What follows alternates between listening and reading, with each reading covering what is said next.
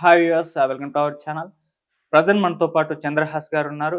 ఆయన foreign affairs పైన, defence పైన రైటర్ అండ్ స్పీకర్ కూడా చాలా ఆర్టికల్స్ కూడా రాస్తుంటారు. సో ప్రజెంట్ ఇప్పుడు ఆన్‌గోయింగ్ ఇష్యూ ఉంది కదా, ఇరాన్ ఇజ్రాయెల్ వార్ గురించి ఒకసారి ఆయన మాటల్లో మనం తెలుసుకునే ప్రయత్నం చేద్దాం. నమస్కారం సార్. నమస్కారం. సో ఫస్ట్ ట్రంప్ అసలు ఇరాన్ పైన ఎందుకు అటాక్ చేశాడు? ఎందుకు? Why? So there are three reasons to this. The first is that Iran is an enemy of Israel, and Trump is a very good friend of Israel. If you would have seen whatever Israel wants, he's giving them. He's giving them weapons. He's giving them a lot of arms, ammunition, support. Whatever he wants in Gaza, Palestine, he's going behind them. And in the last 3 years, we have seen that all of the enemies of Israel have been wiped off. Hamas is gone, Hezbollah is gone, Syria is gone, Assad was there, only Iran is left. Okay. So Israel sees this as a brilliant opportunity to once and for all finish every single enemy they have. It is like, imagine for India, entire Pakistan is finished. So that is how important it is for him. But Trump is a master chess player. This is not the only agenda. He also knows that Iran is supplying thousands of drones to Russia every month. The reason Russia and Ukraine war is not ending is because Russia is getting a lot of arms and ammunition from Iran. Okay. And China finally is getting cheap oil from Iran. So he thinks that if he stops Iran, he will kill 3 of his enemies. He has already done in January, he attacked Venezuela. He controls Venezuelan oil. So now look at China. For China, Venezuela was their cheapest source of oil. That is finished. Iran was another source of oil. That is also finished. So China is now really struggling. They don't know what to do. Russia is struggling. They don't know what to do. And Israel's security in Middle East is being completely taken care of. Going forward, if Iranian regime change happens, there is no threat in Middle East. Whom do they fight? There is nobody who is going to threaten Israel. And Israel doesn't need to attack anyone. So in the long term, it is something which no president has ever done. And I think in the long term, this will get peace to Middle East. So ఎటువంటి weapons వాళ్ళు use చేయడం జరిగింది ఈ war లో? Yes. So the United States of America has 2 of the largest aircraft carriers. They have placed it. One of them is very close to Israel. What happens is, as soon as Iran fires a missile, the missile has to cross Jordan and Syria. These 2 countries will first shoot it down because it's a violation of their airspace. If certain missiles and drones cross Jordan and Syria, they reach Israel, what happens is that the US aircraft carrier will shoot it down. And even if that misses, there is a 5-layered Israeli weapons missile defense system. They have got Arrow, THAAD, Patriot, then Iron Dome. Using all of these, the chances of an Iranian weapon reaching and striking something, a serious target in Israel, is almost zero. Okay. We have never seen this in the history of the world, that you are attacking your enemy but your missile will never reach. But on the other side, Iran has hundreds and thousands of cheap drones. Imagine a drone, a small grenade is mounted on that. It is going. How many of such drones can you shoot down? A THAAD or a Patriot or an Arrow missile is costing $20 million. Okay. Versus that, imagine something costing you 160 crores and a 1 lakh rupee drone. So what Israel is doing is they are completely obliterating the ammunition supply of Israel and the Gulf. I do not think for more than 2 months they can afford. Iran can keep firing missiles and drones for months and months. This is not something Israel can afford to do or USA can afford to do. We are already seeing in Russia and Ukraine that all of the weapons given by Europe and US to Ukraine are finished.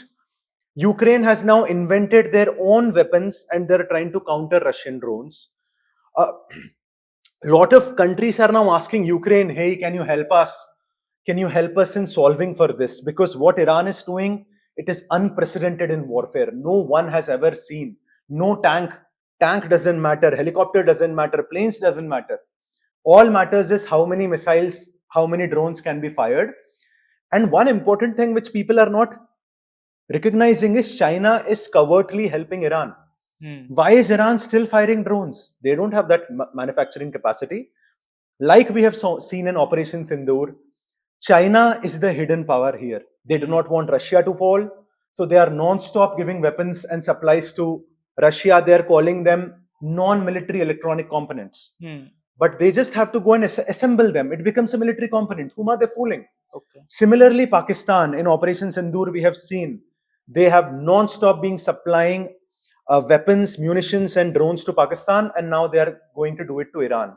So this is not a simple war where, you know, this war will be over in 1 or 2 weeks. If Iran wants, they can keep punishing Israel for months to go forward. ఇక్కడ Dubai అనేది యుద్ధంలో లేదు, అయినా కూడా Iran Dubai పైన attacks చేస్తూ ఉంది. ఎందుకు దుబాయ్ అటాక్ కి గురవుతుంది? So this is a very confusing question a lot of people have, that Bahrain, Qatar, Dubai, Oman, Saudi Arabia, they are not fighting Iran. What is happening? There are two reasons to this. First is Iran cannot attack the US mainland because it's 10,000 kilometers away.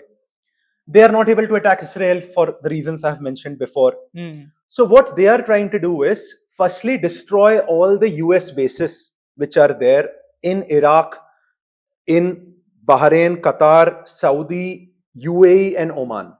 Okay. So if they keep attacking these bases and keep causing casualties, maybe the US public will revolt, will say enough is enough, our people are dying, stop the war.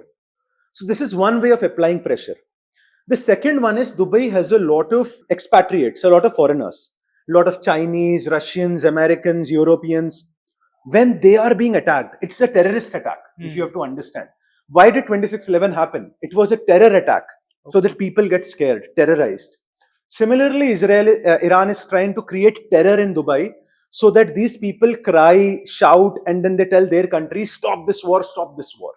So this is a very strategic move because the Middle Eastern countries do not have the capability of Israel, US, Russia, India. Or even India, we are much better at war fighting. We have been fighting for decades. Middle East countries have no experience. You would have seen Kuwait destroyed 3 fighter jets of US by mistake. So giving advanced technology is one thing. Knowing how to operate that is another thing. Okay. Anybody can drive, you know, but very good drivers can drive at very fast speed. So they always say it's not the car, it's the driver. Similarly, it's not the plane, it's the pilot. It is not the radar systems, it's the operator. Iran sees that these expensive European and Israeli and US hardware will not save these Middle Eastern countries. So, and finally it comes to oil. By non-stop putting pressure on the oil refineries, oil production facilities of these countries, the price of oil will go so high in the next 3-4 months, $100, $120. Imagine in India, you would be looking at 250 rupees per liter of petrol. So a lot of countries will put pressure on USA to stop this war. This is the long-term game. Both Trump here and Iran here, both of them are extremely good at this game. This war is not a simple war which we saw in Iraq or we saw in Afghanistan or Syria. Because Iran is no joke. They have the world's 7th largest army. They have the world's 10th largest drone forces. If they want, they can cause massive damage across the Middle East.